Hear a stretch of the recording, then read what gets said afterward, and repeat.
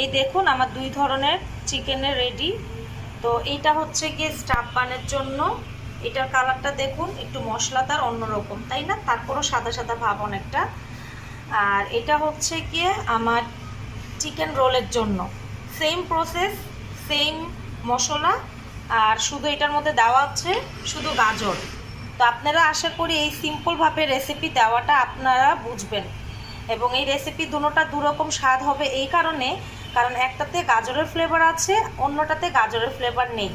একটাতে ঝাল বেশি, একটাতে ঝাল কম। এখন আপনারা ভাববেন হয়তো এটাতে ঝাল বেশি, তাই না? না, দুটোতেই ঝাল সেম পরিমাণ আমি দেই নেই।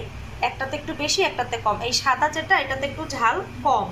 এবং এই যে দেখছেন চিকেন রোল, এটাতে ঝাল বেশি। এখন আপনারা হয়তো ভাববেন যে একটাতে ঝাল কম, একটাতে ঝাল বেশি কেন, তাই না? চিকেন রোলে ঝাল একটু বেশি হলে ভালো লাগে। আর